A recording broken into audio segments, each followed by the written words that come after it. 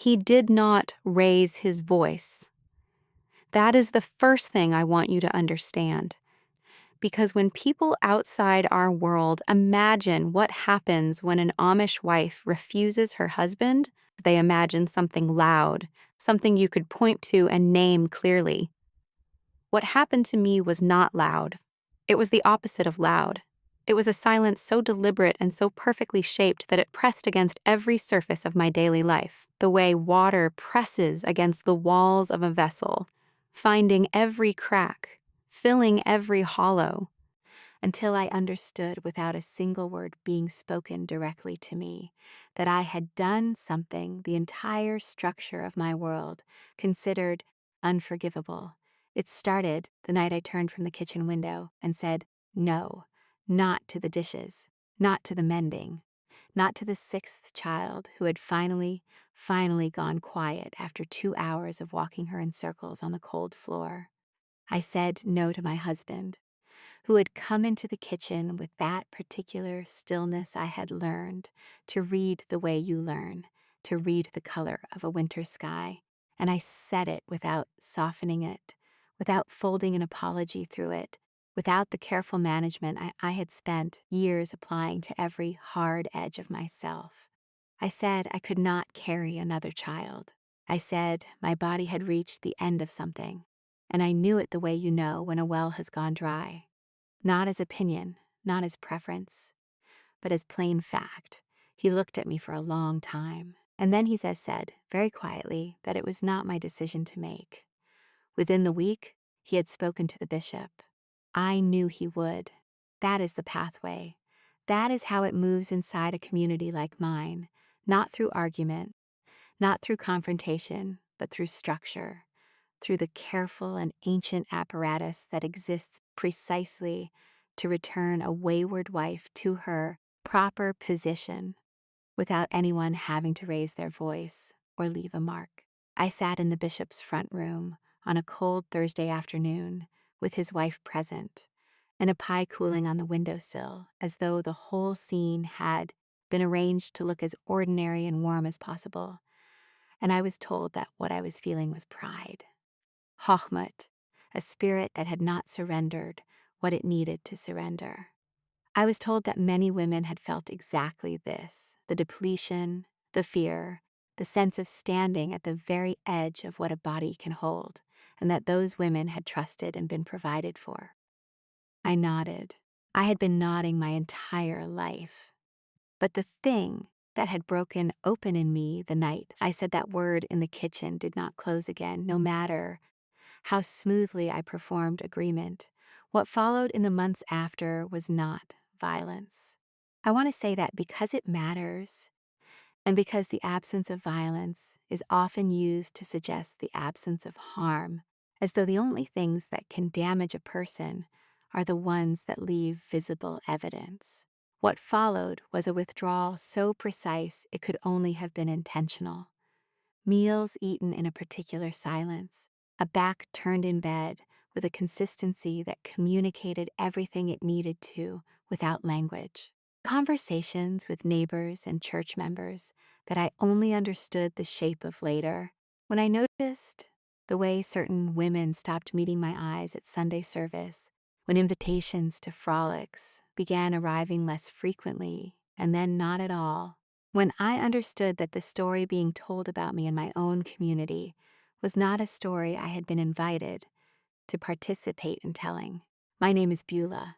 I grew up Old Order Amish in a small district in Ohio, the third of 7 children, the daughter of a woman who had those 7 children in 8 years, and who moved through the last decade of her life with a slowness in her body that I understood only after I had my own children and recognized it as the particular exhaustion of a person who was given no permission to stop. I married at 20. I had my first child at 21. By the time I stood at that kitchen window, I was 32 years old. I had 6 children under 11, and I had been pregnant or nursing without interruption for so long that I had nearly forgotten what it felt like to exist inside my own body as though it belonged to me. My sixth, a girl we named Leah, arrived in October after a labor that lasted longer than any before it. My midwife, a quiet woman from a neighboring district who had seen more than she ever spoke of, looked at me the morning after and said nothing for a long moment, and then said, almost to herself, that a body keeps a record of everything asked of it. She did not elaborate. She moved to the other side of the bed and continued her work, and did not look at me in a way that required me to respond. But I kept those words. I kept them the way you keep something small and significant in a pocket, reaching for it without thinking when the weight of everything else becomes too much. Leah was 10 months old the night I said no. 10 months old and still waking twice in the night, still nursing, still needing the particular weight and warmth of me in a way that left nothing of me remaining at the end of any given day. I had a son with a cough I was monitoring with the specific dread of a mother who had already watched a chest cold move into a child's lungs and spent 2 weeks on the other side of that fear. I had mending untouched in the corner. I had a daughter who had asked me 4 days running to fix the ribbon on her Sunday dress, and whom I had told 4 days running that I would do it tomorrow. I was not standing at that window making a decision. I was not building a case or preparing a speech. I was a woman in bare feet on a cold floor who was simply too exhausted to be anyone other than exactly who she was, and who, for the first time in her life, could not manufacture the performance that her life required of her at every hour. I turned around. I said the word, and the walls of the world I had been born into closed around that word, with a quietness and a completeness I've spent years since trying to explain to people who did not grow up inside a place where silence is the most effective instrument available. There was a woman in my district named Clara, 51 years old, 12 children, married since she was 17. She had a quality of stillness that I had always read as the deepest kind of faith, the settled, untroubled peace of someone who had fully surrendered herself to something larger. She found me at a quilt frolic 6 weeks after my conversation with the bishop. She sat beside me without preamble, threaded her needle, and we worked without speaking for a long time, while outside the window the bare November trees stood against a gray sky. And then she said, without looking up, that her 12th had not lived. She said it the way you say something that has been stored for a long time in a place with no air in it, flat and careful and without decoration. She did not say anything else. She did not need to. I understood that she was telling me what it looks like when a body finally makes the decision on its own that no one had permitted the woman inside it to make. She finished her thread, snapped it off, and said, still without looking at me, that I was not the first to feel what I was feeling, and that I would not be the last, and that she was sorry there was nothing more she could offer than that. Then she moved to the other side of the frame, and we did not speak of it again. Not that day, not ever.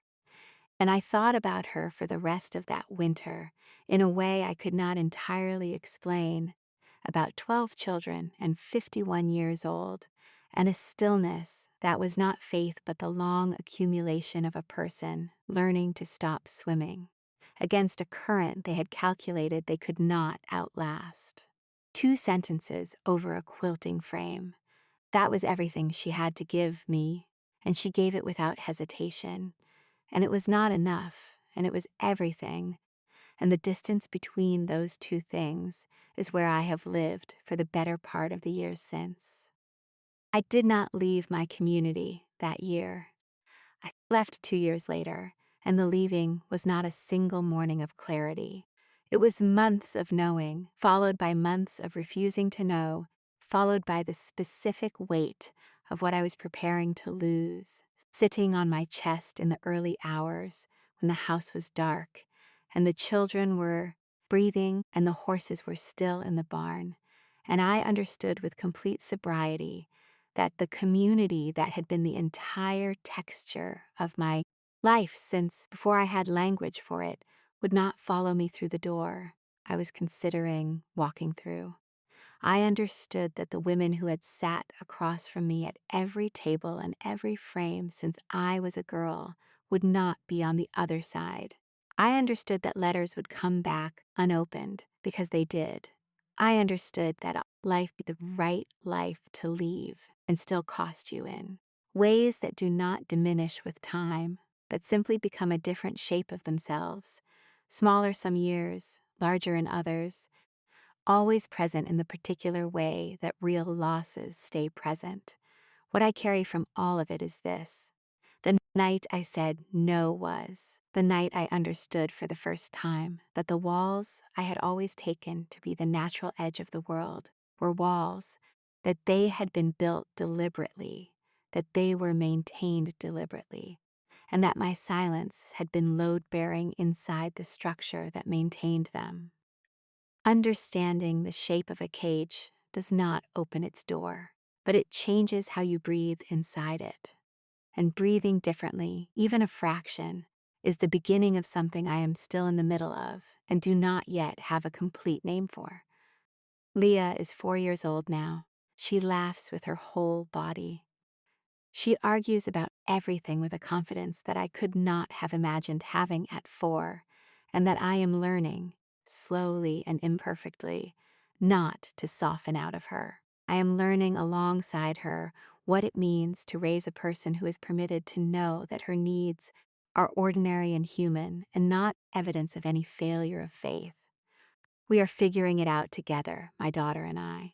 That is both the grief of everything it took to get here and something that sits above the grief that I am still finding words for. If you have ever stood somewhere and said no and felt the full weight of a structure descend on that single syllable, you were not wrong. You were a person who needed something. And needing is not sin. Needing is not pride.